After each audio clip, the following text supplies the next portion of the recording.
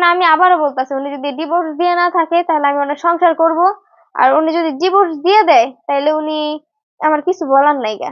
আচ্ছা, আমি আমার স্বামীর কাছে সুখী হইতে পারছি কতটুকু, সেটা আপনারা আমার দেখলে বুঝতে পারতেছেন না। হাজবেন্ডের ভালো দিক হইতাছে সে অনেক বেশি ছলনা করতে পারে, বুঝছেন? বুঝায় সে ভালোবাসে। এই যে বললো তার মারে আমি এক গ্লাস পানি দেই নাই, আজ পর্যন্ত সে বাসায় যা আনছে তার মারে আমি একটা জিনিস না দিয়ে আমি আমার গলা দিয়ে ঢুকাই নিই গা। তারপরে যে রান্না করি, রান্না করার পরে দিয়ে হইতাছে আলম হাসান কখন আসবে, কখন একসাথে খাবো। ওই যে সকালে ওনার সাথে খাইছি, ওই খাওয়াই সারাদিন পার হয়ে যায়। রাত্রে আইসা উনি কি করে, ওষুধ খাই শুয়ে পড়ে, ভাত খেয়ে এসে বাইরে থেকে। এই কথাগুলো আপনি আমাদেরকে এর আগেও বলেছেন। আলম হাসান যতক্ষণ পর্যন্ত না আসবে আপনি ততক্ষণ পর্যন্ত নিজেও আহার করেন না, হ্যাঁ, হ্যাঁ, খান না, না খেয়ে থাকেন। এই কথাগুলো আমরা আগেও শুনেছি, এখনো একদিন বললেন। তার মানে আমরা ধরে নিতে পারি আহ, আপনি জিন ছাড়াবেন যেটা দিয়া সেটার ভিতরে জিন। আমার পাগল বলে, মেন্টাল বলে, জানেন? এই যে কিছুদিন যাবত সে আমারে যা তা ভাষায় গালি করছে। ওনার ফ্যামিলি আমার সাথে কি করছে আমি কি আজ পর্যন্ত সোশ্যাল মিডিয়াতে এসে বলছি যে ওনার ফ্যামিলি আমার সাথে খারাপ করছে? কিন্তু উনি বলে ফেলছে আমার মা খারাপ, আমার বোন খারাপ। আমার বোন সম্পর্কে আপনার ধারণা আছে যে আপনি আমার বোনের খারাপ বললেন? আপনার ফ্যামিলিতে তো খারাপ বলার মানুষের অভাব নাই। আমি যদি বলা শুরু করি আপনি শেষ করতে পারবেন। আচ্ছা, আমার আমার কোশ্চেনটাকে উত্তর দেন আপনি ভাবি। 8 মাসে বিবরণটা একটু দিবেন যে আলম এবার হাসান আমি আপনার 8 মাসের বিবরণ দিই। আমি কি আমি ধরনের কষ্টদায়ক আট দিয়েছে, বা মাসে বিবরণটা আমি, কোন স্মৃতিটা আপনাকে সবসময় মানে কাঁদায়, মানে আলম হাসানের কোন আমার কথাটা মনে পড়লে কাঁদায়? প্রত্যেকটা স্মৃতি কারণে, যে একটা মেয়ে শহরের মেয়ে, আপনি আমাদের বাড়ি দেখতেছেন, এটা কিন্তু শহর এলাকা। এখান থেকে একটা মেয়ে সেই গাজীপুর গিয়া নিজের গুছায় নিয়া মানায় নিয়া সবকিছু রেডি কইরা, একজন যদি মানুষও আসে সবকিছু রেডি কইরা তাদেরকে কিভাবে সমাধান করতে হয় সেটাও আমি করি, আমার কেউ শিখাই দিতেছে না।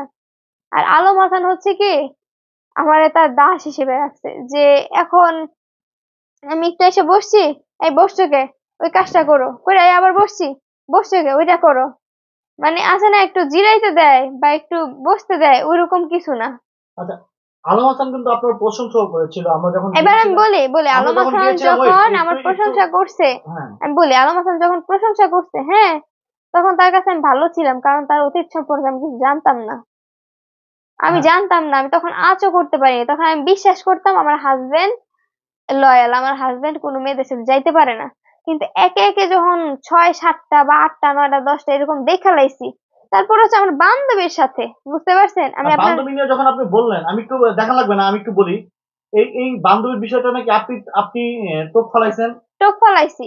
ওনারা সব মেয়েরাই কি টেপে ফেলায়? এই যে সাদিয়া টেপে ফেলাইছে, আরো কত মেয়েরা মেয়েরা ওনার টক ফলায়, কিন্তু উনি টাকা দিয়ে মামলা ডিসমিস করে দেয়। তো উনি আমার, কত টাকার মালিক ব্যক্তিগতভাবে?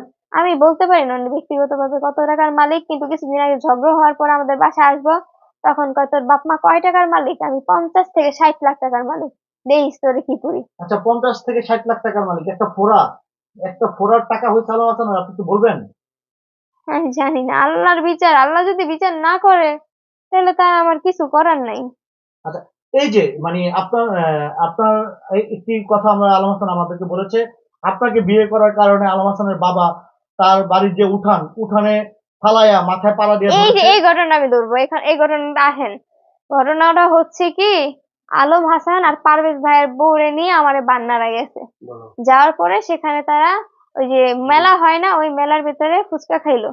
ফুচকা খাওয়ার পরে আমি কি করছি, আলম হাসানকে খাওয়াই দিতেছি, ভাই এক সাইডে বসা। আমি কি, ভাইয়া নেন আমার থেকে ফুচকা নেন, প্লেটটা সহ নেন।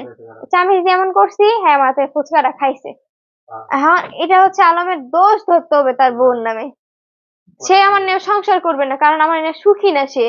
তার দরকার ওয়েস্টার্ন ড্রেস, তার দরকার ওরকম ভালো হেলদি ভালো। হেলদি। হ্যাঁ, আমি তো ওদের মতো না, আমি হচ্ছে সাংসারিক মেয়ে, আমি তো ওদের মতো না। তারপরে দিয়া সেই দিন ও কি করলো, আচ্ছা, এখানে আমি একটু যদি যোগ করি, আলম হাসানের কোন টাইপের মেয়ে পছন্দ, কি ধরনের? আলম হাসানের বলতে গেলে সব ধরনের মেয়ে পছন্দ। এখন আপনি এখানে একটা মেয়ে না দাঁড় করান, ওরে পছন্দ হয়ে যাবো গা।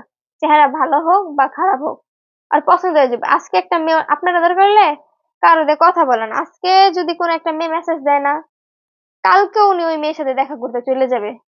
আমি এগুলোর প্রমাণ অনেক পাইছি, এই যে আপনাদের আমি আমার স্বামীর ভাগ দিব না বলেই তো আমাদের সংসারে আজকে এই অশান্তি। এখন আমি আবারও বলতেছি, উনি যদি ডিভোর্স দিয়ে না থাকে তাহলে আমি ওনার সংসার করব, আর উনি যদি ডিভোর্স দিয়ে দেয় তাহলে উনি আমার কিছু বলার নাই গা। আচ্ছা